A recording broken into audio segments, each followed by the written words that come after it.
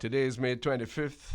Many are on edge regarding the emergence of the so-called monkeypox virus, which is spreading worldwide. We're going to invite Dr. Winston Davidson, the public health specialist, later on to talk to us about that, whether it has any relevance continuation for Jamaica. And we're going to also talk about the affairs in education with Dr. Kasan Troupe of the Ministry of Education. She's the acting chief education officer. So join us on the bridge. You want the numbers? Sure.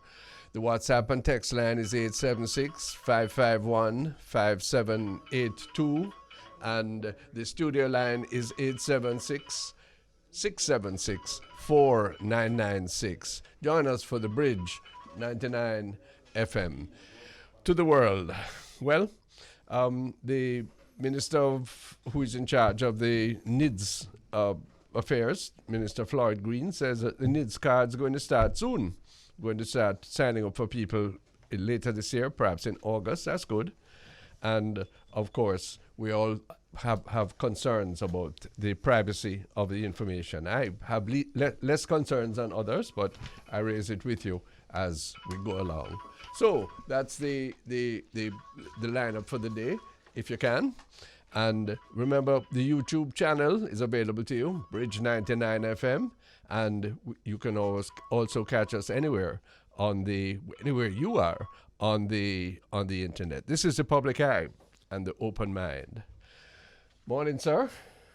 Morning, sir. Morning. As you turn off your implement, So much trouble in the world. But let me ask you, what can you expect? A youth of 18 years old is able to buy an assault rifle and have another gun, and he's able to get into a school and mow down 19 picnic and 2 teachers, mostly from Latino background. All of them, yes. Yes? Okay. We haven't found out what the motive is yet, but I'm willing to speculate that the motive is that he's against immigration, and this is a way that he can. I am prepared to say that motive is no different from what happened in New York. Well, okay, a racist motive. Yes. So how on earth do we? What kind of society is that, Pearnel Charles? Ronnie, that's an answer that we all know. We all know that's a question that we all know the answer. Well, let's explore it, because in my view, if you consistently refuse to take the steps that are necessary to at least bring some modicum of control of deadly weapons, then you are complicit in the murder. Yeah, but That's recklessness. Have you looked into the question and the answer? The question is, how would we get rid of the amount of guns that have been distributed in the United States in 100 years? Everybody can have 3 and 4 guns. Right. Why? So even if you come now, before we ask why, let us look at what we have. Yeah. Even if somebody come and say, look, we don't want to distribute any more guns, how do we get rid of what has been distributed? The same thing is in Jamaica. Well, that's the where police I was going. keep finding guns. Yes, sir. Are we finding more guns? No, so I have to ask you why. What are we going to do about it? My view is that the first thing you take a step. A gun is a weapon of destruction. It is sadly appropriate in the hands of certain members of the security force who ought to be trusted to defend the population. Yes? In rare cases, and I'm hesitating even here, I can understand that people in particularly vulnerable circumstances may carry a firearm. Yes? The United States Constitution has been completely misunderstood. It was written at a time when America was a Wild West, and there was no security forces, no organized police that could defend the interests of the frontier. It has now been elevated and distorted to mean that everybody, man, woman, and it appears adolescents, almost children, can have can have a gun. And have several guns. Several guns, sir. I know one man of Jamaican origin living in the States, and his pride and possession is that he has 25 guns. And I know also, Mr. Charles, that there is a mentality in Jamaica among certain people, high as well as low on the economic spectrum, who feel the same thing. And I'm saying that unless we opt for the principle of peace, unless we engender trust, unless we engender confidence in our security forces, we will end up murdering each other and murdering the innocents, like what Herod did, is what happened in Texas yesterday. We are mad people. Well, I heard somebody just asked me to ask you the following question. Yes, sir. Do we need a gun? Do we feel that a gun has been provided for you to protect your life and property? And you're licensed and deliver it. You're even taught when to use it and how to use it. Yeah. I mean, what about those persons? No, I don't accept that. Some have never fired a gun. No, But they have a gun. Yeah. Part of the gun culture. That's right, sir. And they feel comfortable. Well, of course. That they have a gun. Yeah. That if somebody break into their house, they can use it to defend themselves. Yes, sir. Like Keith Clark. So what about those persons? I have very little patience. Because you know why? I'll tell you. Because the same man downtown up in Clarendon, where you come from, yes, or downtown in Kingston, where I used to be, yes, those people feel the same thing. They feel that the gun gives them security. You cannot build a society upon the foundation of violence and counter-violence. Okay, the gun is not the only implement or instrument that one uses to protect themselves from others. Am I correct? Yes. In fact, there are other instruments, knife, cutlass, rock stone. They're different, though. I mean, you can't. You're not putting them on a spectrum, are you? What? You're not putting knife and cutlass on a spectrum. No. I am putting it on the spectrum of people feeling that they need to protect themselves against others. Yeah. What a way to live, eh? That you have to live in a way that you can only be happy and comfortable if you have the ability to eliminate somebody else. Right? Is that the social order? Isn't it a travesty of the American society that riches, that education, that development at the highest level that the world in all of its long history has ever known has to have this underpinning of subliminal and not anymore subliminal, explicit violence? My God. So Mr. Brown is going to say to you, Mr. Thwaites, when somebody break into my shop and decide I'm taking everything, take my night sale, taking my food, and them have one man have a gun, and I have nothing, what I do? Well, what do I do? No. Nothing? No, absolutely not. You ought to be able to rely on the security forces. What? Yes. Of course, the fact you exclaim what? Because you know that that's not possible in our land. Of course it's not possible. Why? Well, first, I don't think we can afford it. Look at that. But what we can afford is to have the proliferation of guns so that you had a group of people. No, don't say, we don't afford that. It is here, but we don't afford that. The couple out in St. Elizabeth. No, first of all, sir, I'm fully aware the couple out in St. Elizabeth were not saved by that. Yeah. People who have the legal firearm does not save us from 1,500 odd murders a year. So the deterrent factor of having a gun is really, really highly discredited. So you're saying to me, if we didn't have a legal gun, we would need legal gun. Well, am I correct? You need a culture which goes in a different culture direction. That remove illegal and legal gun from the society. You know, the distinction between illegal and legal is a figment of many people's imagination, you know. Yeah, but the man who make a presentation that he feels uncomfortable not having somebody to protect him from others who are going to attack him. So I ask you the question. And you're saying that the military and the police should offer him that protection. Absolutely. That's what the law says. No, that's a rule of law, and there's a huge. That's a rule of law. There's a huge class situation in there because people like you and me, yes, were I ever to want, never, can go and get a licensed firearm. People downtown can't get that, but they're even more vulnerable. They have less property to defend, but they're even more vulnerable than anybody uptown. But they can't get a license and get 15 years. What kind of Yeah, but classes? him don't want a gun to protect himself. He want a gun to attack you. Oh, you think everybody, all illegal guns, that's a position? Not every illegal gun. Sure. And not every private gun either protecting himself, you know. Yeah. Private guns are also hiring out to some of those illegal people. Well, no, look at that. We, let me say the government, we are unable to apprehend anybody who brings in firearms, who makes an industry in this deadly thing. We claim that we have intelligence. We knock on the door of the United States with all their proliferation of guns. Yes, any Jamaican can go to the United States tomorrow and buy up any amount of guns.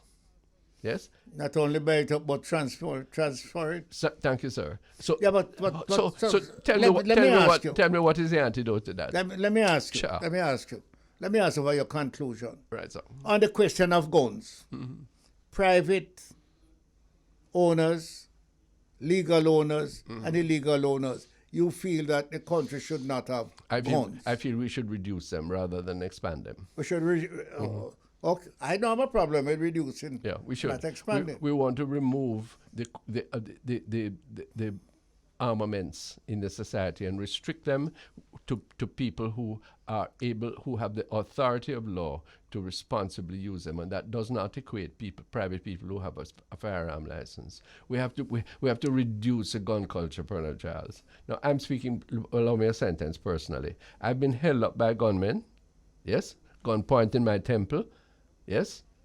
You didn't have a gun to stop him. I've never had a gun. I had a man hit me in my face. Yeah. Broke my nasal orbital. Oh. Knocked me down. Oh. I jumped in the police van and the police asked me, "Who are you? Come out." I had a gun. Yeah. I could have shot him in the chest. Yeah. But I had that sense. Yes. So I shot him in the leg. Yeah. And your friend Yeah. was standing there. Uh-huh. And I look at him and says, "You caused it." Uh-huh. You know what he said to me? What he said to you? "You damn fool, I'm trying to save you." So I left him with the gun. I run with the gun. Yeah. My God. So there's no You know the story, right? Yes. I've lost an uncle. I've lost a brother-in-law to murderous gunmen. I will never fire a firearm. Never. At no time, because I don't. Not even to shoot birds. No. That is banality. Yeah. I used to follow Mr. Siago. Yeah. I used to go and shoot ball pit in the hills. I don't think I was there when he shot a pedo. And the guy brought the pedo to him. The pedo was on its way dying. Yeah. And the pedo looked at him Yeah. as to say, What you doing "Is this for? you shoot me?" Yeah. And the pedo just died. Yeah. He never fire a gun again. Well, I commend his resumption. That's of the last time I confidence. understand. But look at went to the Burr Bush. look at America. We are in danger. We love follow fashion in America, you know, sir. No. You know that. Ronnie, I am concerned. I am concerned that you can just decide, put on your armor, which school you're going to shoot up, Well, that is it. which bar you're going to shoot Yeah. up, which black nation Yeah. or which Spanish nation, Right, sir. who you're going to get rid of. Right. And you become a hero That's it. Well, because I don't know that, but you're doing it broadcasting. yeah. So now more and more Texas, more and more Buffalo Yes. is predictable, you know, sir. Yes. But you know that in America, once it starts, one place going to spread. Yes. So now look at the capacity of the lawmakers. Yes, where the lawmakers can the Republican lawmakers, yes, can look at President Biden, can look at the coffins, look at the pictures of the children who have been murdered that we see on the television here, and they can say, no, we have a constitutional right to carry firearms.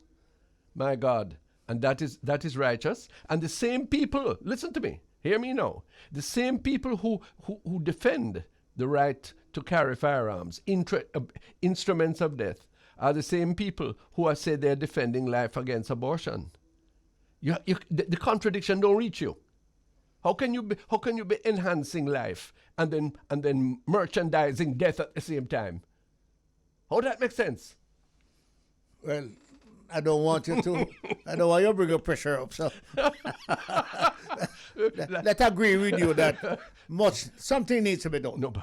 We cannot continue like that. No, because know that it is pointing against people of color, people of rich. I mean, people who have something in life. In Jamaica, gangs against gangs. Yes. The worst one I heard is when they say the gang from the west say, "Listen, man, you're the man them gone 10 murder above we. We have to go. They go clean up this year and go 10 again." I said them shoot 3 people innocently. Yep. So I have to ask myself, first of all, why do they have the hardware enabling them to do that? One. 2, why are we so stupid to believe that we can lock up all of them and somehow leave alone the mentality that causes them to disparage life that way? And thirdly, what are we doing to our little children by way of instruction, by way of mentoring, by way of precept that moves them away from that culture? One of my concerns with you is you say it nice.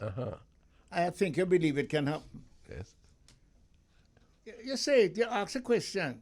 As to say, why don't we do this? And you think we can do it? You think we can do it? You think you're going to find a government come in Jamaica that say, all guns, licensed guns, comes in this year, must not come back out? Well, I think that we certainly can start with a reduction. First of all, some clear statements that we don't believe that you can build a society, a wholesome society, on the basis of violence and counter-violence. 1. 2, that we can start by being extremely restrictive about gun licensing and renewal of gun licensing. More restricted than they are now? Absolutely. What we saw a few months ago is that there's no restriction. You can buy the damn thing. There's corruption in the whole business. You know, remember? Yeah, but you can't stop the corruption like that. No, but you, how are you going to stop a man? So you can't stop the death then? How are you going to stop a man from going to the sea with a bunch of guns or take some gun from some Well, I thought that's why we spend billions of dollars on a proper Coast Guard. Listen to me. We have to come back on this. It's time to welcome our guest, Dr. Kasan Troupe. Good morning. Is Dr. Troupe there?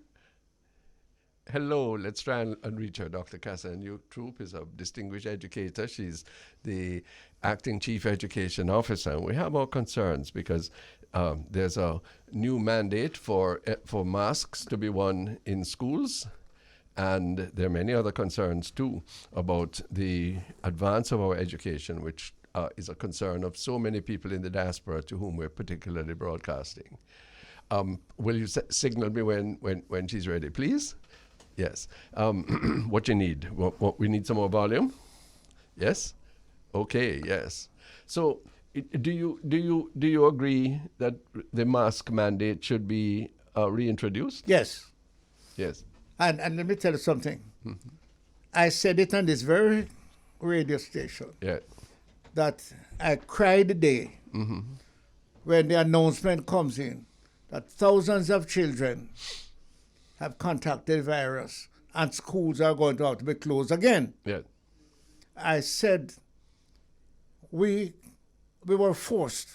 I thought that the dancing crowd, right, right, push us to the place where the politics of it. Yeah. And I think that we could have said to people, look here, this thing is not over. We're not restricting you to the ultimate, but let us go easy. Yes. Let's ask Dr. Troupe what the situation is in the schools. Morning, Dr. Troupe. Good morning, Rev. Good morning, Mr. Charles. How are you? Good listeners. You're looking gorgeous Thank today. you. Thank you. Flattery will get him everywhere. Are you suggesting it's not true? No, I'm. Are you suggesting that I'm flattering her? Absolutely not. I'm sir. speaking the truth. Yeah, absolutely. You join me now. Entirely. Okay, so he's agreement. He's in agreement. I with always did. Okay. Dr. Kasan, Troupe, tell me about the history of COVID precautions and particularly mask wearing in our schools. I think many of our listeners abroad would like to know, has it ever been effective? Can it now be effective? Is it something that can be mandated from the central ministry and the Ministry of Health, or is it really something that has to be thought out and administered at the local level? Okay. Thank you, Rev. I must say, and in saying so, I really want to acknowledge the work of our administrators. They have been extremely vigilant when it comes on to the COVID-19 protocols. So the instructions that they have been operating under speaks to the fact that they should ensure that the masks are worn in school. The sanitization, regular sanitization, either being the washing of hands or using the sanitizers, the social distancing, the temperature checks. Our administrators and leaders have been extremely faithful to this, even when the decision was taken to relax the protocol somewhat. Yes. We still had our administrators sticking to the guidelines because the schools were already retrofitted for that. So there were signages in school indicating where people should stand, where they should wait in line. The wash stations were installed around the campus according to the ratio in terms of enrollment. You know, the physical distances, that was compromised a bit because we had to go back to the former setting so we could accommodate more of the students in the physical space, given the challenges with remote learning. But notwithstanding that, the students and teachers were wearing their masks. So in recent times, given this sudden spike, we have instituted the mandatory wearing. So teachers had the flexibility, administrators had the flexibility, but I must say that they really did not compromise on it. It has been happening in all our schools. We just simply reiterated the importance of not compromising at this point in time. Yeah. My impression is that our school officials have done very well, as you're indicating. Extremely well. And that extremely well. And that teachers and students have been largely compliant. I want to ask you, do we have any indication of outbreaks of COVID in many schools, or have we been mercifully spared by virtue of what we have done so far? Can you tell me, do we have many instances of COVID springing up in our schools? I think we have lost her. But I think, Ronnie, I think that the schools, the report from the schools indicate that there's no massive in the school. Yeah. And I am very happy to hear that probably what she has just said may be the cause, that the protocol was followed there. Yes. But it wasn't followed outside. Well, there you are. But just confirm for us, we'd love to hear. Have you had instances of serious COVID infection since we have gone back to school? Yes, we have had reported cases of infection. We have had reported cases of suspected cases and actual cases. And in recent times, for example, in the first week in May there, we saw about 29 confirmed cases. By the second week of May, that went up to about 241 confirmed cases. So we recognize that something was happening there, and that was predominantly among our secondary level institutions and, of course, some of our teachers. And we saw that happening mostly in the schools in Region 1, those schools in Kingston and St. Andrew. That's where predominantly most of the cases were recorded for us. Okay, but I mean, those figures certainly will give you cause to pause, but they don't indicate any mass infection taking place, miss? No, certainly not. But we really would not want to ignore something like this because of the implications. Once you have confirmed cases, you may have other persons who are exposed. Yes. And so it creates a disruption for teaching and learning. So we really never wanted that kind of a massive spread. So principals were already. Zoom is giving us in and out problems, eh? But what I wanted to remind Dr. Troupe about was the issue that you've brought up more than once, Pearnel, and it is that we just don't want a situation where the schools have to close again. That would be the worst situation. Ronnie, Am I right? To me, Yeah. it will be worse than the first. Yeah, I Because agree. what we have lost in the first. The country, and so the connection is very poor. Are you hearing me back? We're hearing you Yes, again. yes. Thanks. Yes. I was telling. Right.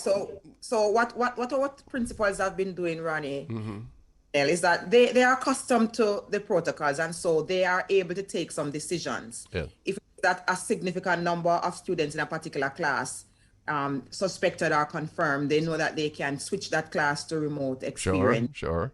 If it is that persons within a year group, for example, again, they have the flexibility. What we have asked of them is that they must consult with us, they must communicate with us so we know what's happening on the ground. And this is not new. So even where we have water lock-offs and things like that, Ronnie, you know, if a school is challenged, they call us before, and then the further consultation takes place at the board level, and then a decision is taken, and then we communicate that to the school community so persons know how to act and so forth. So it's just standard. They're empowered to take decisions concerning this, given the guidelines that we have provided. Well, this is the thing, and this is part of a wider consideration. Schools must take responsibility for their own selves, and they must take responsibility first and foremost for the health of their students and their community. I mean, you can. They have been doing that. Yes, you can issue in terms of guidelines, but that's not. Yes, that's the about guidelines. it. Yes. Yeah, right. The guidelines are there. And in fact, they have helped us to set those guidelines. I remember when we were resuming and was complained about the recording temperature rate readings for each student. That was really a difficult task for them. And we consulted with the Ministry of Health, and they indicated to us that we can do the temperature checks and not record all, but once there's an elevated temperature, that has to be treated differently. Surely. And coming out of the consultations with our principals, we were able to negotiate further with the Ministry of Health so we could, modify that given the number of students who were coming in, given that we were opening fully for everyone. Dr. Well, Troupe. I think that, Ronnie, we need to pause and congratulate the leadership in the schools, Yes. the direction from the Ministry of Education. But for you as principal and all your teachers, with children coming from all over the place, Yes.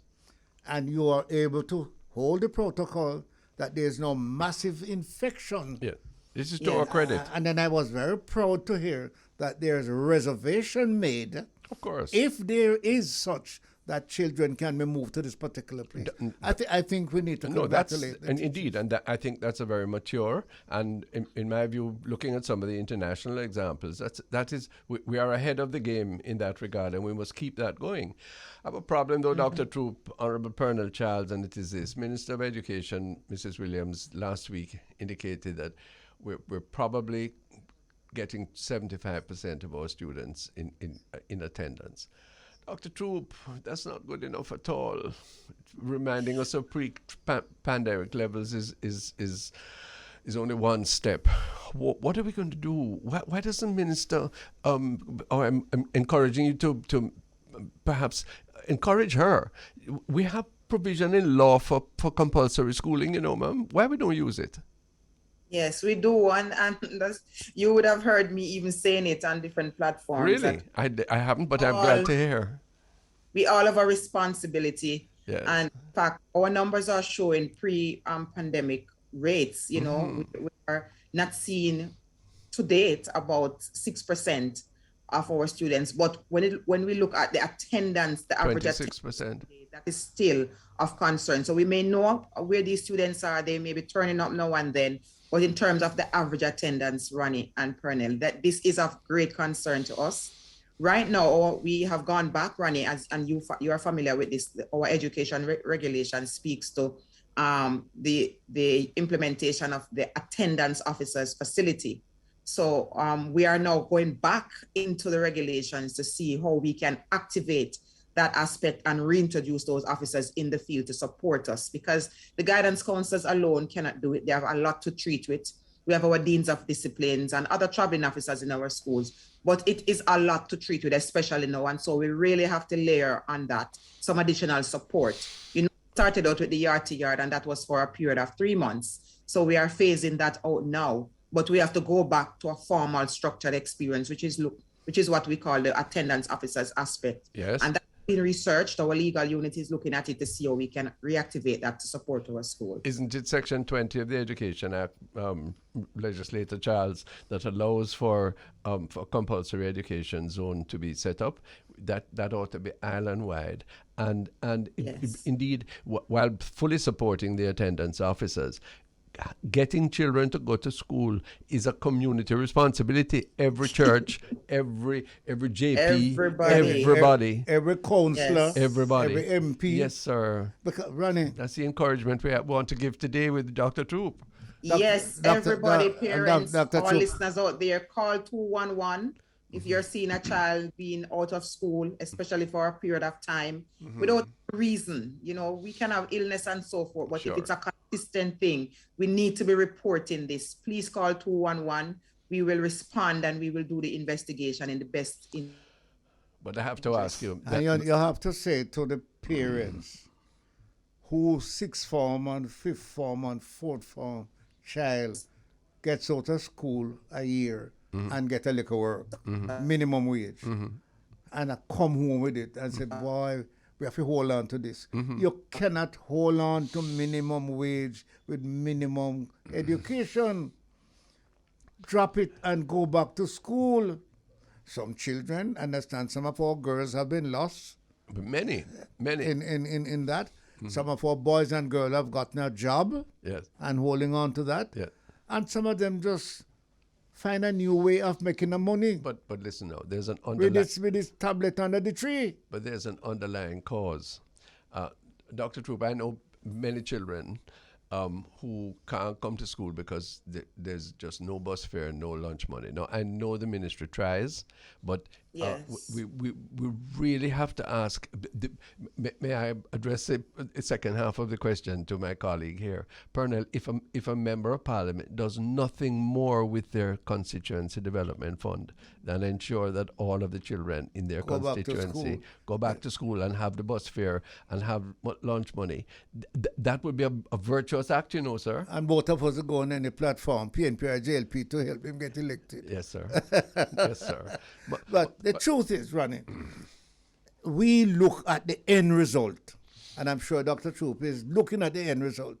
If these children, and these are the bigger children, you know, if they don't go back to school, they end up no graduation or end up And nowhere. graduation with no certification. Exactly. That's the unfortunate thing, you know. That's where it is. Dr. Troupe, before we break for a little bit, the how much is available now when a principal has a child who simply can't afford to come to school or missing some aspect of uniform or lunch money, what can they do? Is there any provision? Is there anybody to whom they can appeal? Yes, Ronnie, we do have provisions in our schools to treat with that. As you know, those who are on path, that they're on the social protection program, and we have a feeding budget of approximately $5.5 billion Dollars. That's a whole to heap of treat money. with the feeding of our students. And so Yes. we provide the grants to treat with that. In addition to that, the regular grants that we provide here at the ministry, we have asked our principals to reserve 10 to 15% of that to treat with welfare needs. No, I didn't know that. That's an important students. thing. That's very important. So boards Yes. and principals must know that they do have some flexibility there. Flexibility. Right. Yes. Yes, And to principal- pull on the regular grants and assist those students. And you know, in some schools, they have the PTAs, they have the Past Students Association, and they too provide resources for feeding programs, transportation programs, and they also have partners. Their suppliers also provide support. So there are a number of facilities out there that parents can call upon. And if it is that you are not getting through at your school, just visit our regional offices. We have our regional office in all the regions. Just visit, call us, and we will make sure that some kind of assistance is No, provided. hold on. That's very important. That we have to act from central. Look here. Dr. Troupe, let me ask you, are all principals required to report to the Ministry of Education and children coming back to school are not coming back? You mean they have? Yes. Yes. Well, this is the basis, I'm sure, on which Minister Williams made her statement, Yes. that she would have aggregated all of those data. reports coming Right. in. Yes. But what The Dr. Troupe has said, it's a principle. there are two things. The principle is important to get some of the assistance, Well, this community is assistance. here's what Dr. Troupe is saying, that there is assistance that can be made available, that the regional offices can respond when the school is insensitive for whatever Right, reason. right. Yes. That's very, very significant. Yeah. That's a breakthrough. Now, if we do that, and we enjoin assistance, attendance, you begin to see something coming together. Yes. Ronnie, can I tell you a little secret? What's the secret? I felt so good seeing the children going back to school. Of course. I said them on the Yes. road, Yeah. and they seem, maybe I'm overdoing it, No. but they seem to be a new discipline even though they're walking. Well, I hope so, because that hasn't. No, I'm telling you, I don't see no this and that and that like that. They seem to be. Yes. I just feel good to see them going back to school. Yes, I think Yes. I share that with you. But we've got to get everybody back, because anyone who we miss is going to be a problem for themselves and for others For the society. later on. For That's the the whole thing. society, anybody who is missed out now is caught in the other thing. The other guys Right. are waiting. Okay. And Ronnie, I just want to make the note also that we have increased the allocation this year for transportation support. So those students who are needy, Yes. those on path, and those other students, we had a budget last year of 380 million, and that has been increased this year by 40%. Well, that's very good. Before 532 million to assist with transportation for our students. good, principals need to be able to recommend students for path. Yes, right now the bureaucracy is too thick, and many people need it, can't get on, and others who perhaps who need to graduate from it are still on it. That's just a thought. When we come back, Dr. Troupe, if you give us a minute, please, the issue of the World Bank's worry and concern for all of us, that we are not maximizing the years spent in education. In fact, we're falling terribly, tragically short. Dr. Kasan Troupe is the acting chief education officer. This is the Public Eye on the Bridge. Soon come. Thanks for being with us on the Bridge 99. It's a Public Eye. Pearnel Childs and myself talking with Dr. Kasan Troupe, the acting chief education officer. Dr. Kasan, you must have been given as big a sigh as we did when we saw the World Bank prognosis on effective education last week. Basically, what they ended up saying is that due to COVID and due to some systemic difficulties, we're really only getting 5.6 years of effective education out of 12 years of attendance. What's your comment? What we're going to do? Ronnie, that is of significant concern to us, especially now with what has happened in the last 2 years with the COVID. The reality is that we are really not maximizing, and we see that in the reports coming out on our education system, especially the recent report with the JETC Commission. So we are really, really concerned. It's more than just what the World Bank said. We are seeing it. We are seeing it in our inspections of our schools right now. We have to be zeroing in on 243 of our schools that the NEI has rated unsatisfactory, which means that they are below standard, they are underperforming. And we're talking about a significant number of our students. So we really have something that we have to handhold this year and the years to come, Ronnie. And so the Ministry of Education has been we have been examining the data, and we have been planning internally. Right now, I am as a retreat with all our education officers as we speak, looking at all our schools that are underperforming, looking at the impact of COVID, and we are regrouping and retooling so we can provide more effective support for our schools. It will take a lot of hand-holding. We have picked up from the data, Ronnie, that the fidelity to the curriculum, that is not being maintained, and that's a significant challenge because our assessments, they are based on our curriculum, and if it is that we are assessing things that are not being taught, we are not going to see the fruits of that. We are basically failing ourselves. But and so we have to do some work on the ensuring that the curriculum is being taught, and we also have to do some work in enabling our teachers we have had teachers complaining that the work is stressful, it's a lot. And we have started to do some work. We have started to provide lesson plans for the system. We have over 500 lesson plans right now. We have gone into procurement when we are getting another 1,400 plans for September for the new school year.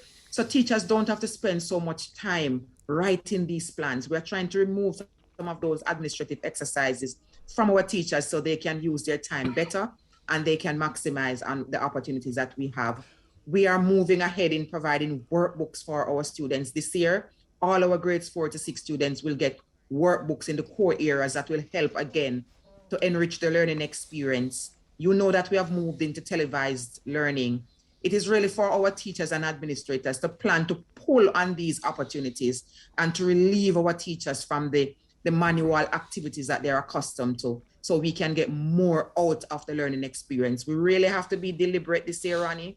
And the ministry has started the National Learning and Intervention Plan, and that will take us for the next 2 years because those activities are focused on the recovery of learning based on what has happened to us from the pandemic. You see, so there are it's a lot of polling that is taking place this year. There are three things that I want to be concerned about.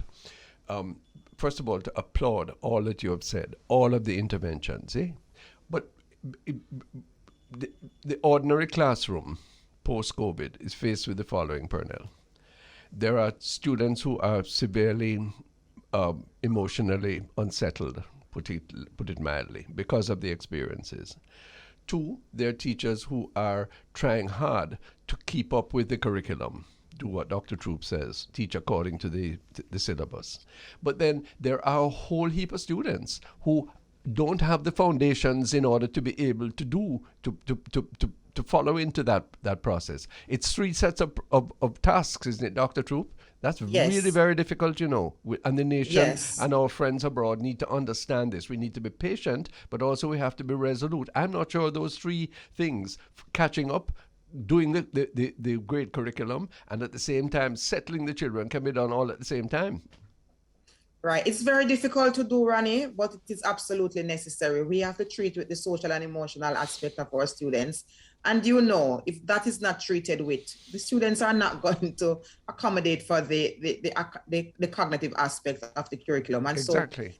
So it's on all fronts. Yes. And that is why we have the guidance counselors there, and those sessions are timetabled because it's not a random activity. Right. It has to be timetable so we can treat with that. That's very good. So we recently launched our social and emotional learning week about this, where we separated the students from the normal curriculum and just focused on the social and emotional activities for an entire week.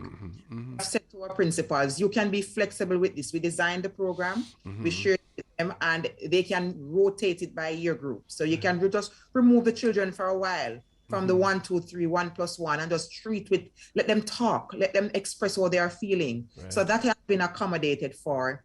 And we have now restructured our numeracy and literacy coaches so they can focus on those schools that have shown us that they really need a hand-holding. So they're not all over trying to do everything. They are going to be targeted this year so we can address the foundational challenges. So let me ask my colleague and you the question. Why are we having a summer holiday this year? We can't afford it, ma'am. Well, we are having a summer holiday, but we are also having summer school. No, mandatory summer school, no, voluntary summer school, am I right? Right, because of the experience, not everybody will need it. We know the tier, there's a set of students we refer to as tier 3, needing tier 3 interventions. Those students are the ones we are going to be ensuring that they benefit from the experience. They will need the face-to-face summer school, and there are others who will benefit from the virtual opportunities through our educational partners. And our teachers are school. We have had the allocations reserved for that. We have sent out the documents, and right now we are having extra lessons. We have about 11,000 plus students who are doing everyday extra lessons that is being paid for by the Ministry of Education. And that's very good. I think it's about a tenth of what is needed. I'm wondering if Ronnie, you set me up.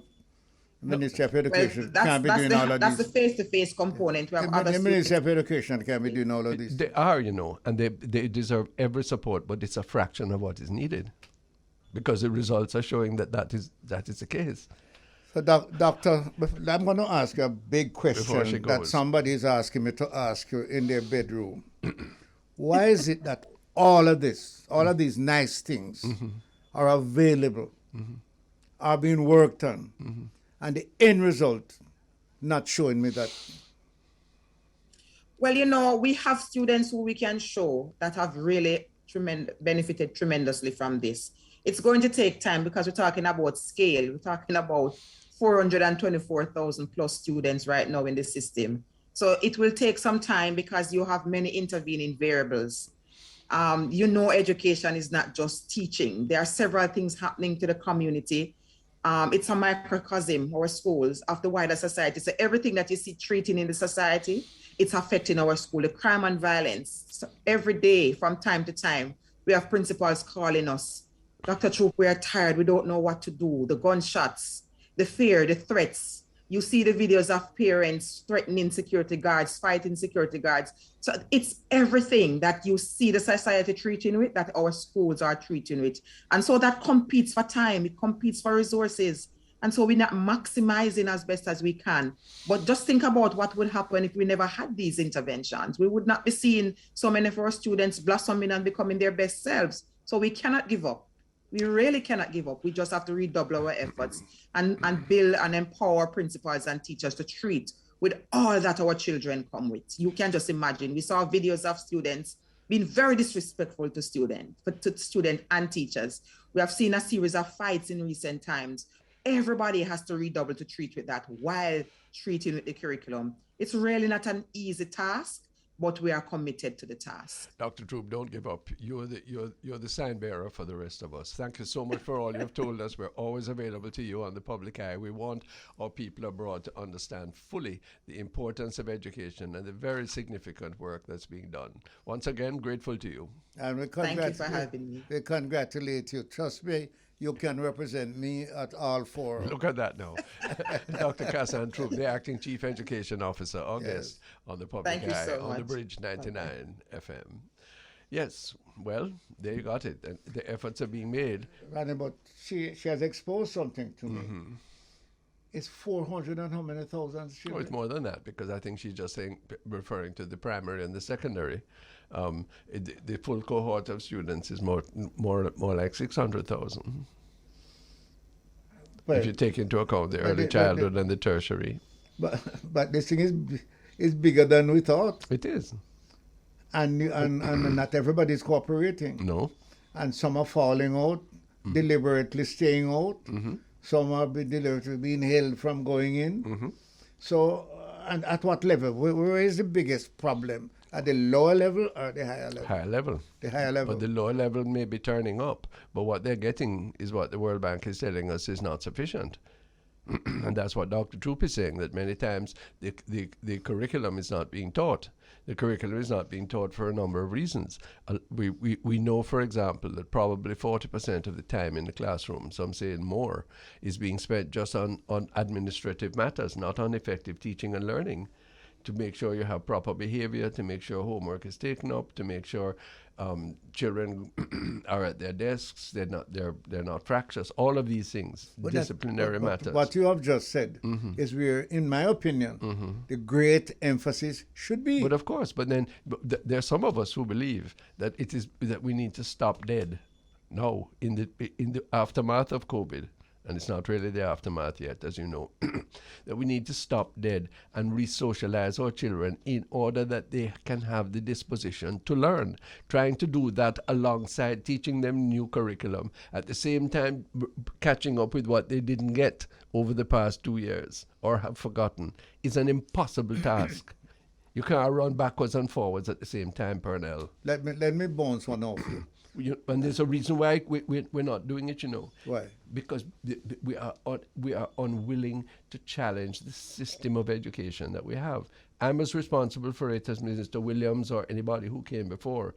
The system Give me an idea of Somebody has asked me, what do you mean by unwilling to challenge? Sure, I'll tell you. Well, what do you mean by For that? example, I asked her a definite question. Why don't you, how can we be entertaining summer holidays this year? On what basis? Having lost effectively 19 months of school.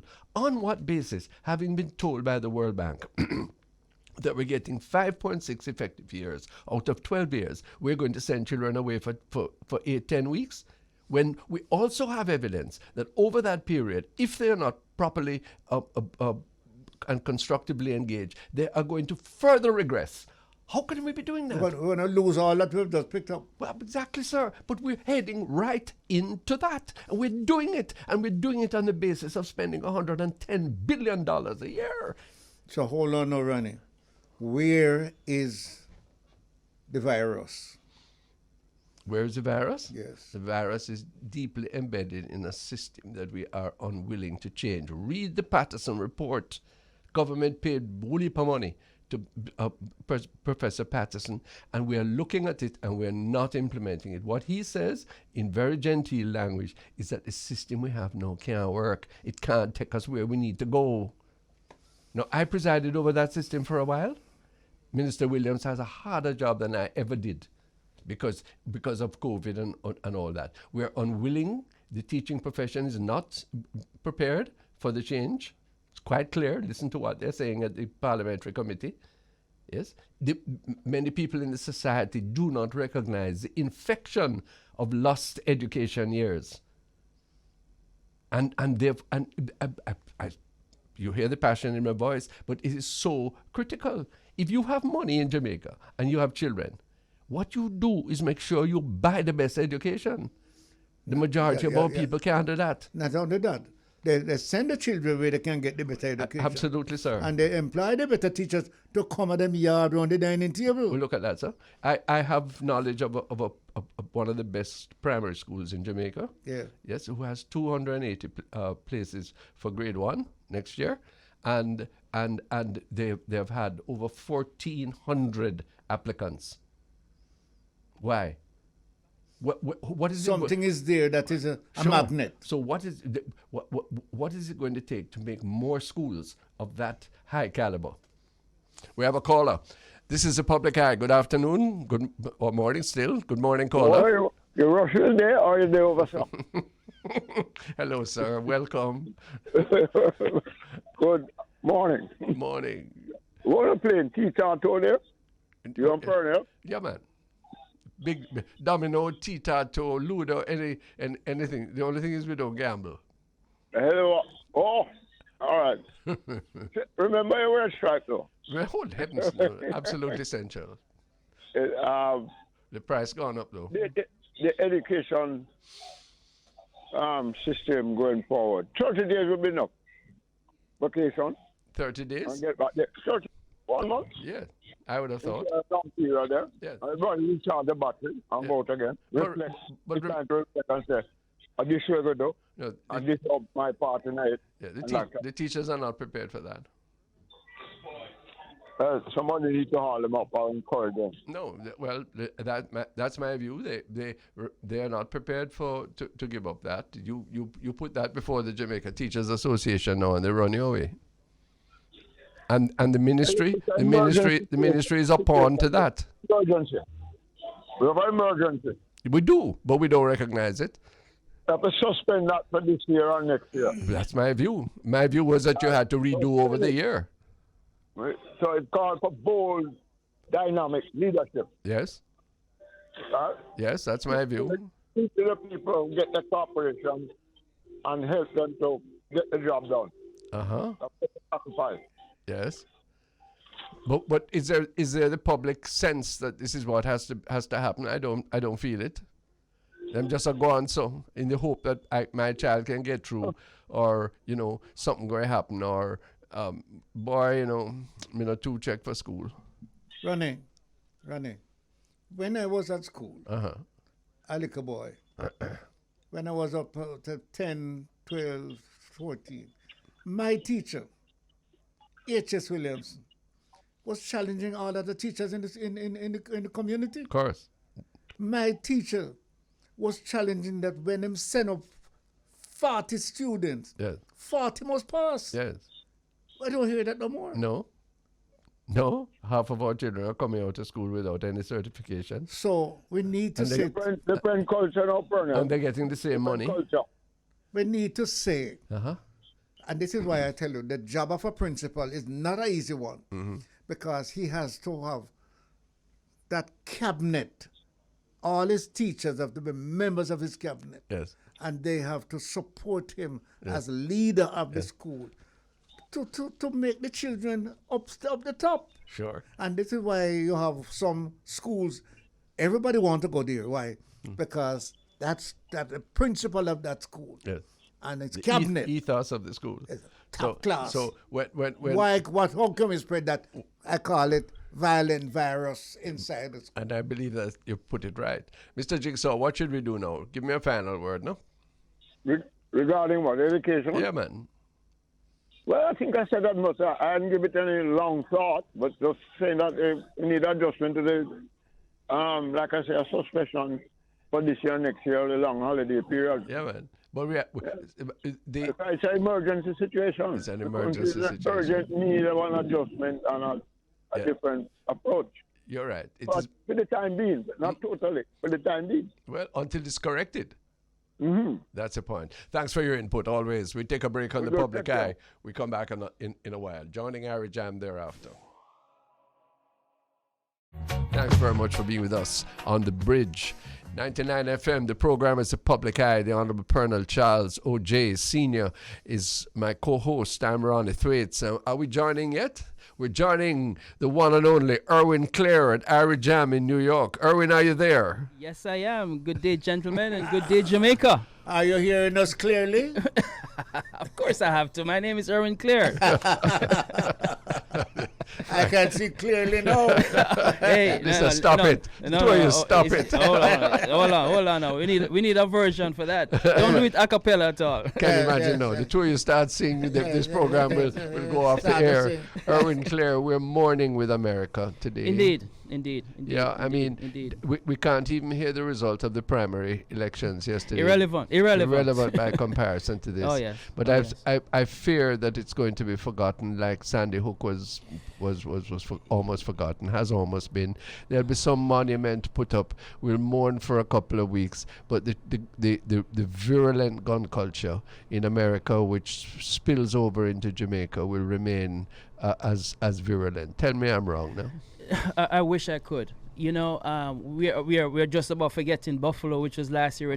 Last week we were talking about this just the same time last week, and here we are again with another situation of the sort, and it is disconcerting. It is troubling, and it's because when we even speak of this and we put it in perspective, come Friday, the very governor that is overseeing what's transacting right now, himself and Mr. Trump and others, Ted Cruz, will be guest speakers at the NRA's conference. National Rifle Association. Exactly. And what's interesting, gentlemen, is that news has just come out now that the president, of course, the former president, will be there, and he has asked that no guns will be allowed in the building. Oh, interesting. Damn coward. Interesting. Yeah, but he might defend gun toting. Yes? Yes. But no gun must come where him is. Exactly. And by the way, Mr. Cruz, Mr. Charles, Mr. Cruz is a big friend of a Jamaican gentleman, Mr. Panton. More than that. Yeah, that's what I don't want you and my friend. I don't want you to cry down. Something is moving. If they don't want to go... Mr. Cruz not moving. No, but hold on. If they say, look, we don't want any gun to come in here, that's a good sign. No, man. We know why that is, sir. So come on. They're afraid. They're afraid. They might use on them. Yeah, they know what guns do. Guns do. You know, the point here is when you have persons now start to the extent of even blaming parents for being more careful in where they send their children to school. You know, I mean, they're now looking at other avenues to deflect from what's taking place here. This is heinous. This is troublesome. And like you said, rightfully, come next week, there's something else again and removes it from the spotlight. And the point here is that no meaningful gun regulations are here in this country. And we're not saying it's going to solve all the problems, but it helps to reduce it. Well, I think we have to take a stand as Jamaicans, you as Jamaican Americans. We have to say we stand against this gun culture. There's no half measures. Guns kill. The more you put them in the hands of people without proper background checks, without proper restrictions, you are creating the very situation which you're going to mourn later on. Yes, and here you have these Latin Hispanic people coming to the United States. This replacement theory is in the minds of people. So you don't want any browning of America.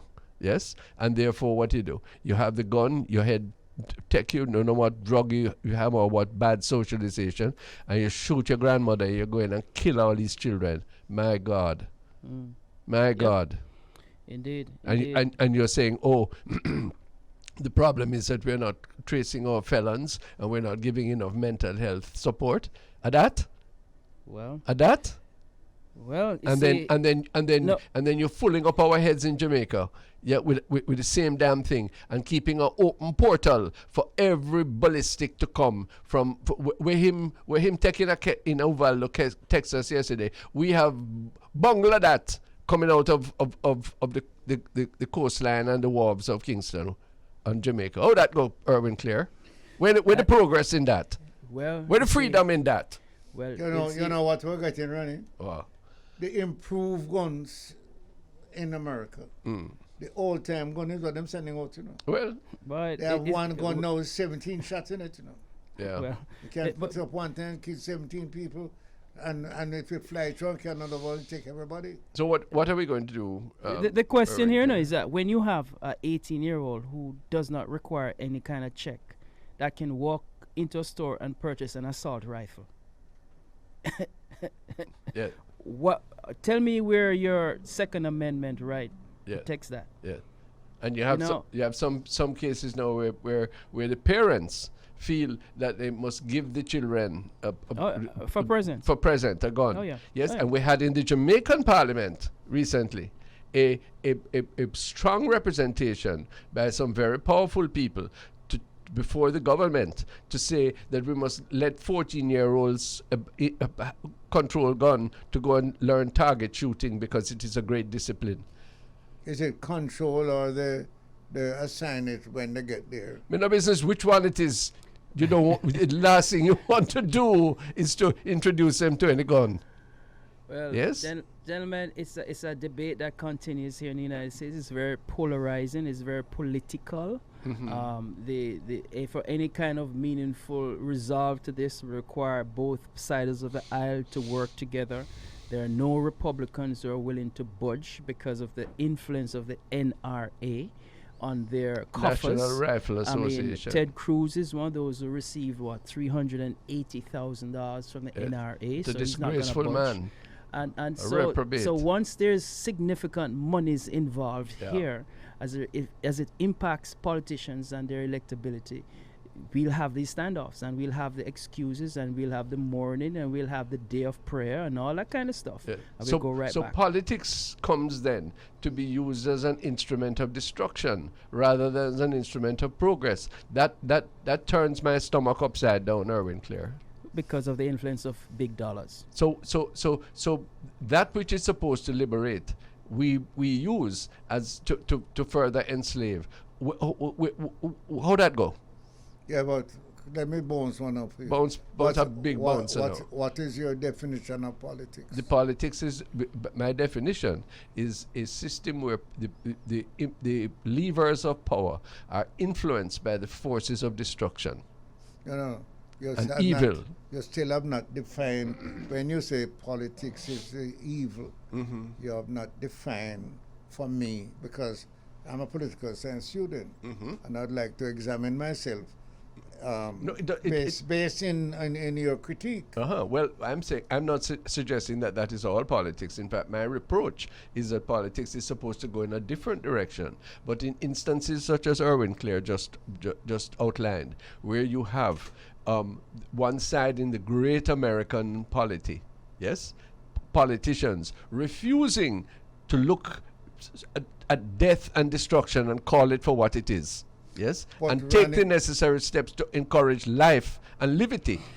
But on the other side, you have the same quantity, or maybe even more, saying what you are saying. Well, that shouldn't be. They're not the majority. Well, I don't know if it's not the majority in quantity, but might be the majority in power. No, but of course, but then that differentiates the power and the politics. Right, but we have. See, it goes back to the ballot box. People in the United States who are impacted by what's going on, at the end of the day, it is up to the individual to exercise their election, their franchise to vote. And voting has consequences. Recognizing, however, though, when you look at how many of the state houses have reconfigured their electioneering to thwart it towards minority electability, you find that it's going to be very challenging. People will now have to make the extra effort to go out and exercise their franchise, because right here in these United States, democracy at play is being hampered by legislation, by those who seek to maintain the minority forces in power. Yeah. So now you have movements where state legislators can in fact set up their own slate of electors, and they can vote in a way that is contrary to the popular expression of a given election. It goes even further than that. Look what's happening next door to you in Kingston 21, there in Florida. You've seen what the governor there has done, has put in place someone to manage the election, somebody who has continued to say that elections were stolen, who has continued to operate on the fringes of how society exists, to be in charge of the whole electoral process in the state of Florida. So, they've not only just the legislation, but also putting people in place of the whole governance of the structure. And you saw what happened in Georgia, where the person in charge there, he got reelected against those who were running against him in the form of those who supported the MAGA supporters in President small victory, Trump. Small victory, but nonetheless, at least he stood up to Trump. Yes. Okay, so the forces of evil are now on the verge of running America. In fact, they are in many cases ascendant. Yes, this is what we are faced with, and a decent man, maybe weak in some respects, like President Biden, finds himself unable to do the most elementary thing, which is to prevent little children from being harmed by something as innocuous and as necessary as any public health measure, to give people a background check before they can buy a gun. My God. Yep. So this, Pearnel Charles, this is this creates anger and sadness on my part, because it is dragging in the dirt of evil. Yes, irredeemable evil. The very craft that you have spent 40 years of your life, I've spent 25 advancing. You trying to use the levers of authority and power in order to do better, rather than to turn the process back. And to make life better for others. Of course. Because there's a large portion of the population that we have to create a background on which they can play. Yeah. Because they cannot play it for themselves. No. They cannot. They cannot. But it also says it brings up, and we have seen it in our society and in Jamaica, and that is the decline in participation at the polls. And we live in a society where in order for the democracy to work effectively, people must go out and exercise their franchise and determine what it is that they need. They cannot now not participate. And then you complain, because this is what's taking place here now. Yeah. Taking place where? In Jamaica? As it relates to even here in the United States. For example, there were elections in Brooklyn yesterday. The seat that Nick Perry vacated people went out to vote yesterday. Okay. And I dare say that if you ask many of the persons who are in those areas, they probably weren't even aware that there's an election. Well, we have seen dismal outpouring at the polls. Hold that point from him. Irwine, we have a guest. Dr. Winston Davidson, the well-known public health specialist, is on the line. Dr. Winston, welcome. My pleasure. Can you hear me? We can hear you much better now. Irwine Clare is in New York on Irie Jam Radio, and the Honorable Pearnel Charles is sitting with me in the studios of the Bridge 99. The great Pearnel. Why are you laughing at me? We were counselors together. Really? You're my right. doctor. That's right. Your That's right. daughters and my daughters are friends.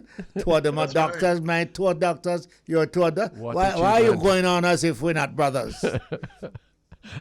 He's acknowledging that. But Winston Davidson, what is monkeypox? And do we have any knowledge about it? Do we have any fear for it? Where is Dr. Winston Davidson? Well, we're not those of hearing us it. in our age group, we were perhaps the last group of students to get the smallpox vaccination. You remember that? I do. All right, that smallpox, it was eradicated.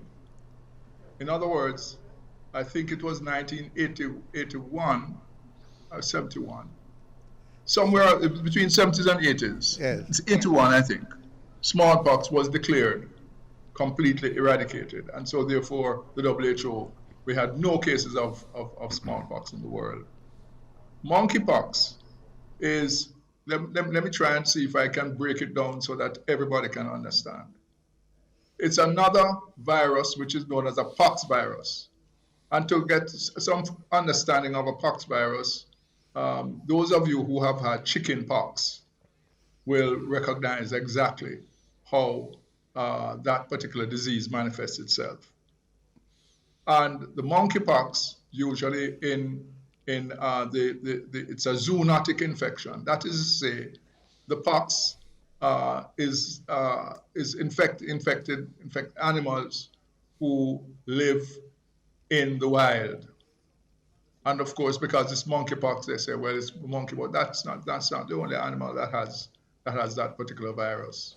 But it's not usually spread to human beings, right? And the fact is that what has been happening over the past 20 or 30 or 40 years is that as humankind in societies which have jungles and what have you, with a lot of zoonotic infections there, as the human being starts to eat wild meat and also encroach on the forests, he comes in contact with animals who have had infections that have never been seen among the human population, but they start to infect the human population. The question is how dangerous it is. Quite frankly, if you understand what we call the epidemiology of it, in other words, how the disease is spread and the pattern of spread, you will be in the best position to understand why, the reasons that I will give as to why we do not need to fear it. Now, it is spread usually by droplet infection. That is, if you remember, right, when you had chickenpox, or anybody who has chickenpox, there were some vesicles developing on the skin. And these are little blebs, and they grow larger and larger. Well, the fact of the matter is that this monkeypox, when it develops these blebs, it takes about 5 days, the incubation period, 5 days, 5 to 7 days. By incubation period, I mean the time when you get infected and the time when the disease starts to manifest itself. And then after that 5 days, those vesicles start to spread. Usually starts on the face and then spread to the extremities and then spread to the whole body. So really, to get infected, you really have to be in close contact with somebody who has the pox, and you can see the vesicles, right, with little watery substance in it that's highly infected. And when the vesicles burst, and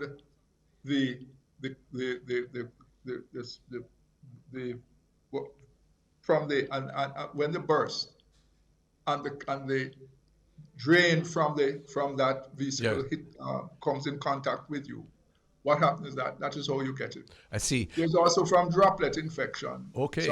with kissing and that sort of thing. Yes. Dr. Winston Davidson, hold a minute. We just have to take a break for our friends in the U.S. and ourselves too. When we come back, is this some kind of second plague on us because we don't done with COVID yet, you know? Is this a fifth wave as well? When do we come back? All right, it all depends on... Hold on till we come back, Winty. 1 second. Soon come on, Public Eye. The Public Eye on the Bridge 99, linking with Irie Jam in New York, Irwine Clare anchoring there, Pearnel, Charles and myself there, all of us talking with Dr. Winston Davidson, noted public health expert on monkeypox. And we want to understand a bit more now about the fifth wave of the COVID. Tell me something before we speak to Winty. Irwine, are you having an outbreak of COVID still in your area? Yes, we are. In fact, it has already even caused some concerns amongst activities taking place here or were scheduled to take place here. Yes. One which I mentioned last week would have been one of the largest gathering of Jamaican nationals here at an entertainment situation that was grooving in the park. They have decided to cancel this year's presentation. There are many other activities taking place, and I think people are kind of, waiting to see exactly. I mean, because, as you know, we'll be looking forward to this summer breakout kind of situation to do lots of activities. So they are still on the shelf to be done, in the fold to be done. However, we are very apprehensive, and we've seen the numbers climb up, but not necessarily hospitalization. Concerns are abound, indeed. What can we know about this fifth wave, Dr. Winston Davidson? It seems that it's as infectious as the ones previously, but not as grave in terms of how it affects people. Is that true? Well, the fact of the matter is this: that let me give you some overall confirmed statistics of the present situation in Jamaica, so that everybody can get some perspective. The daily positive, 7-day positivity rate is now about 26%. And as you know, our positivity rate had gone down below 5, and everybody wants it to go down below 5. So far this year, we have had 313 deaths, with a case fatality rate of 2.3%. Let me explain a case fatality rate, what that means. With the ordinary flu, which is expected to take place every year, usually the case fatality rate is usually less than 1%. Oh. Right, and so therefore, when you have 2.3%, double, you know that more. You have to deal with it. Now, obviously, the total number of deaths in Jamaica is now reported deaths from about 3,013 cases, and of course, the locally acquired cases, the total number of locally acquired cases is about 128,578. And the imported cases, believe it or not, are just about 4,672. But then again, when you compare the imported population to the population at large, you see that all the strains have come as a result of being imported. Yes. And so therefore, you have to put in place the measures to prevent such importation of these cases to Jamaica. Just to be clear, so far, an imported case is one where somebody catch it abroad comes from abroad into Jamaica. Okay, but with that, Doc, the removing of the test before you enter the country, recognizing that it does not necessarily eliminate, but it helps to do what you want to do, and that is to reduce the amount of potential external factors into the system. Isn't that something of concern to the medical fraternity and to Jamaica? Yes, that is a fact. But you must understand that even though you have put in place the measures for the testing of persons coming in, if somebody, for example, is an early carrier of the disease. In other words, it has a certain incubation period, say 3 days. You just get infected one day, and if he does the test, he may get a negative. But he comes to Jamaica, and then not even knowing that he has COVID, and spreads it. Now, the fact of the matter is this, that the most important thing that we have to do is what we have to do in Jamaica to protect ourselves. And that, of course, has to do with the measures that must continue to be in place.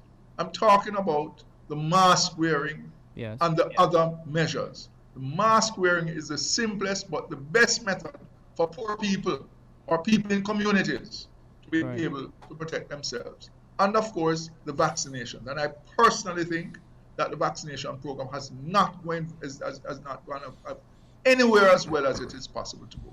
Well, why do I say so? Because I know mass immunization programs in Jamaica have been very, very successful, so much so that Jamaica has one of the highest vaccination rates against notifiable diseases, and our children are about 95% vaccinated. And so therefore, even the smallpox, we had almost 100% of vaccination against smallpox for the vulnerable children in Jamaica. And so therefore, smallpox was eradicated from Jamaica long before it was eradicated in the world. And so therefore, these are some of the things that the public health culture that we have in this country, which is second to none. Remember, we have eradicated TB. Go to the United States, go to Canada, go to anywhere, they still have measles, they still have mumps, they still have tuberculosis. We have eradicated all of these diseases. Okay? And so therefore, there are things that we are proud about, right? And that's why you are so strong and saying to the government, deal with this virus differently. Yes. You have been calling on government to lead in this crisis. Yes, but they have to lead not with politics, but with science. I was about to say that. They have to lead with science. What do you mean? Just like Belgium, listen. Just like Belgium, you know. Yes. Belgium had a festival, right? And where I rate Belgium right now, right, as really, I mean, whoever put out their thing in relation to the monkeypox. What has happened in Belgium is that they had a festival, and they had a group of persons who had like a sort of orgy-like thing. Activity. And a large number of them came down with the monkeypox because they had, close contact and they had all sorts of very, very things, right? And Belgium came out and stated which community it was, and that we must stop it, and that the ban that these kinds of festivals are happening in Belgium, and they came out and no politician stopped them, not even the cluster group that was involved. Right, stop them. And you know why? Because right back in 1981, I think, 81 or 82 or something like that, right? When we had the outbreak of HIV, we didn't know it was HIV in the United States. And we had the first index case and then the outbreak. What happened? Instead of quarantining, which is what the Belgians did, they just quarantined them, right? Put them under quarantine, lockdown, right, until the disease roll over, right? At that time, instead of quarantining the particular group, they leave them to spread. They did not put in place the public health measures. What are the public health measures? If you have a disease and there's a disease outbreak and you don't know nothing about the disease, you catch everybody and put them together and contact place and put them until you find out what it is, until you can deal with it. They have to be under quarantine. That never took place. You know what is the outcome of that? 35 million people have died from HIV, and 700,000 usually infected per year, and also some of them dying. And so therefore, what I'm saying is this: leave the scientists alone to put in the scientific measures to deal with it. We have the science of epidemiology that guides public health in the world, right? You must stop interfering in the science. But this interference takes place right across the world, even in the WHO. Yes, indeed. Because look how long we have wanted to get the vaccines from Cuba. It's a Caribbean country that has always, right? Why is it not given the go ahead? Because of politics, institutional politics, and everybody knows that. And anybody who denies that is not being truthful. And this forum here that we have must be a truthful forum to tell the people the truth. Belgium, you are doing great. Don't hide the truth from the people. And we all must follow Belgium's report. And I think that if we follow the example by Belgium in Jamaica in relation to the pox and in relation to the management of the disease using public health science, I think we don't have anything to fear, because this particular disease, monkeypox, is not a disease that is what you call transmitted rapidly. It's very slowly, and it takes close contact. And you can recognize the disease. All you have to do is recognize when you had chickenpox, what it looked like. Okay? And it is what you call self-limiting. It, regardless of what you do, it will burn out itself and last about 21 days. So tell me now, but we are the money side of it, the tourist industry, the political side of it, where people sick and tired of the containment measures, is what is prevailing over the science. Yes. Am I right? Or does that seem how it is to you? I think it comes back down to what the terminology uses: balancing lives with livelihoods. That's a phrase that is normally used by our political leaders. Balancing lives with our livelihoods. Everybody wants the economy to recover, but you must not be penny wise and pound foolish. Many civilizations have been destroyed by public health catastrophes, by plagues. In other words, when you have a pandemic, it is a stab in the heart of the economy. Yes. There's always, when you have a pandemic, you always strive to find a balance between managing the pandemic and the economy. Yes. The Ministry of Tourism did a fantastic job with this. And I don't want to go into the details, but I have all the data, right, of the corridor, the resilient corridor that they had. And tourism took place, but it was balanced, and you had to test, and etc., and you had to go along a corridor, and that corridor, when you look at the positivity rate in that corridor, it was almost down to 0. Dr. Davis, before you go, I'm intervening because of a fantastic presentation we had from the Ministry of Education, and my co-host is a former Minister of Education. Please give us a little on education as it is now with our children and the thing coming back in school. Let me tell you something. Right? We don't have to go far to get a vaccine, right, that can deal with the children. You know where to go. But it's just politics. What is politics? Is there saying that no child should go to school unless you are vaccinated? When I was there, you had to present a vaccination paper at the school door. That was from 1978, Pearnel. Huh? So that was from 1978. We started that program. Right. I could not go to school. Go to elementary school without a certificate. No. Right? Today, so what has changed now? So what has changed now? Nothing. What has changed now?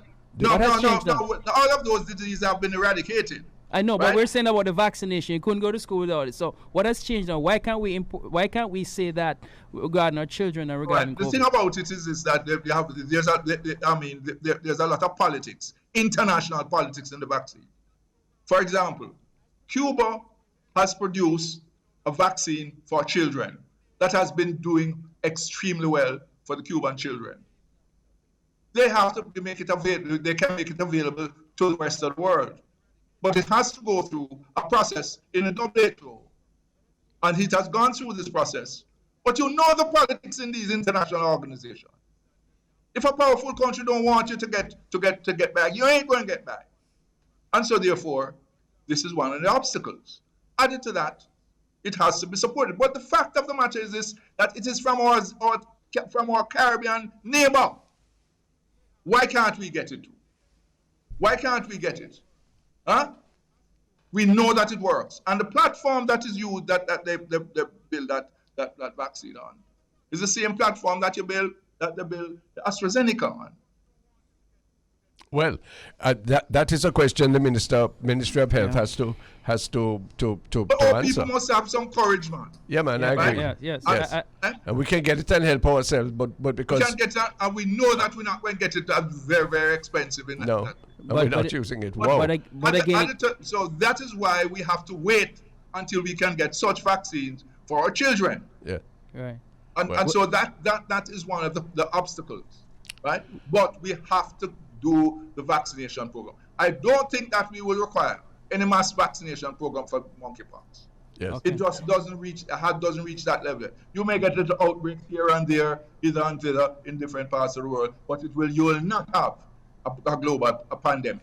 Got your point. Right? That's very helpful. Irwine, you have a final comment? Yeah, I wanted to say that the whole situation of what Doc just said about the vaccine out of Cuba, it comes back around to, it's not a Jamaica in isolation here. Why aren't we working with our Caribbean partners on this as a missive through CARICOM? This is why we talk about the whole collective, because Jamaica alone going up against the powerful political folks may not necessarily get it. But the same type of collection that we can have within our CARICOM partners in building coalition to do other things, we can do it for this vaccine here, can't we, gentlemen? But I would have thought that was primary. This is life we're talking about. This is education that's going to be facilitated by this. I would like Dr. Tufton to tell us. I didn't know that there was this vaccination available from Cuba. So what? I'm going to stop dealing with Cuba? But he had announced that we were getting things from Cuba. I didn't know. I didn't hear that. Yeah, Winty, a final word? What's that? I'm saying a final word from you. Look, the fact of the matter is this. I hear everybody's fears are this. Look. In international politics with the big guns and all that, look, Roach don't business in a foul fight. But guess what? Roach can talk the truth. You understand? Yeah. We can talk the truth.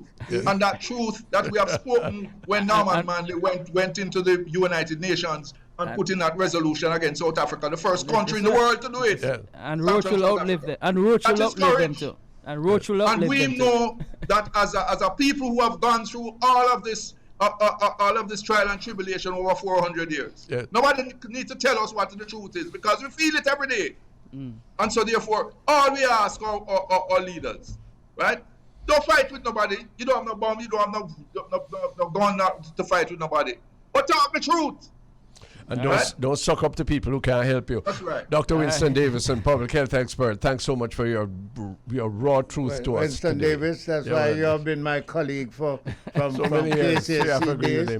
And then you take me over even from my children. Just that, you're my doctor. Well, there you are. You're my friend, Pearnel. From 1974, I tell you, we were counselors together. History is working itself out.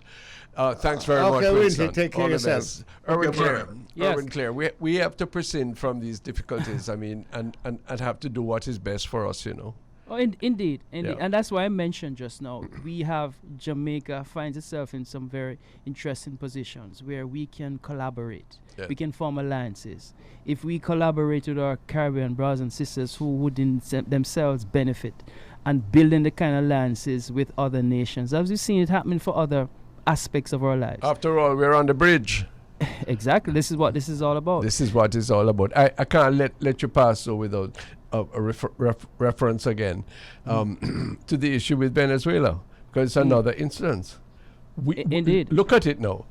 We followed United States and broke up with Venezuela.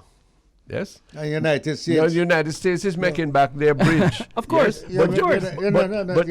United States cross over the bridge and gone back to Venezuela. But we still out the door and paying nearly the equivalent of $6.50 US for a gallon of gas. Because United States have no permanent enemies. Yes. so where we met I like that one. But I saw your friend in the Observer. Yes. With a cartoon. Yeah. And the Venezuelan president said, I don't have a problem with Jamaica. Well, we're following. We're better. Anyway, I have a final word on the gun thing, you see? Yes. I think it was Michael Moore last night who said it, and I adopted it. the guns should become the cigarettes of the 21st century.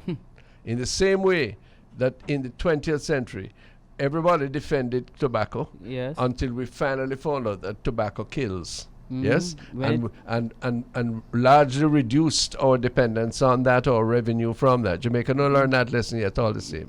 Yes, but the guns in the 21st century, which are so prized and so cherished now, have to become the pariahs of the 21st century in order to save lives. Yeah, a lady just called you a while ago. She said to you, Mr. Thwaites, until you and your new government, they say it's your government now, you know. Oh, yes? Can take the gangs off of us with their guns. Yes. Don't take away our private guns. Okay. So speak to her. Tell her. So mutual deterrence is what is going to be the future of our land. No, lady, it doesn't work that way. Okay.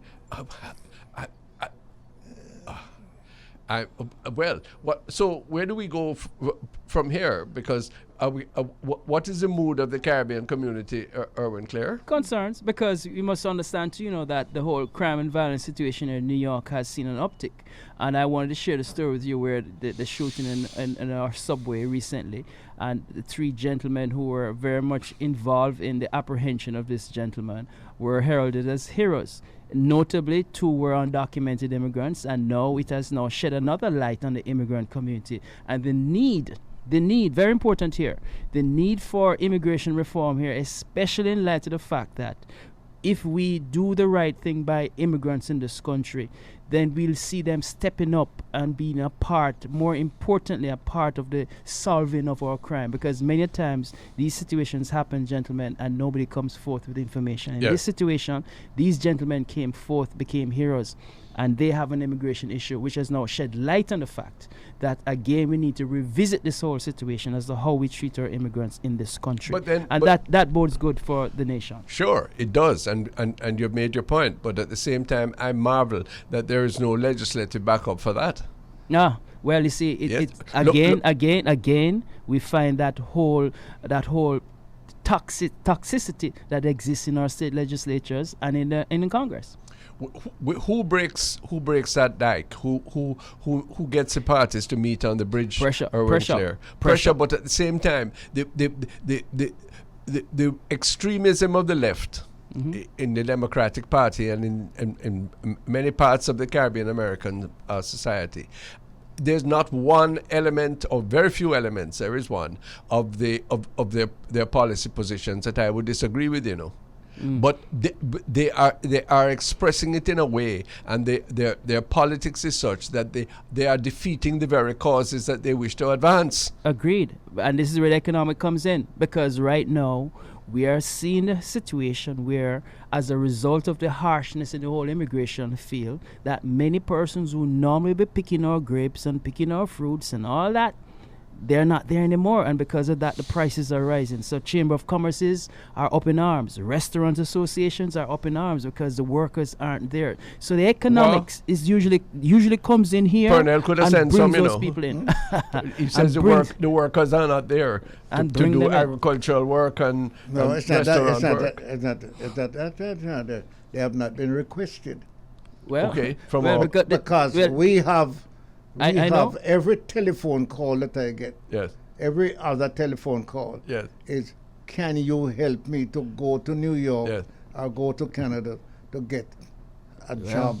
Yeah. To either pick or spread out. So what is happening? Irwine is saying that the vacancies exist. Yes. And but the politics doesn't support it. The politics doesn't support it. Yeah, exactly. For example, you have to pass through several institutions to get the government institution, the American institution, the visa institution. But should we be given so? Should we be focusing on that more? Should we in fact be knocking on the doorstep and saying? Yes, it's because it's going to become a part. The economics has always driven us into the directions, and even when we are poles apart, the economic comes in, and I think that's what's going to bring these sides closer together. But gentlemen, as I wrap, I just want to share something with you, and that is for us to extend condolences to the family, the Tucker family. Jimmy Tucker, as you know, we lost him yesterday. Yes, Pearnel and I were marking it. Yeah, a profound figure here in the diaspora.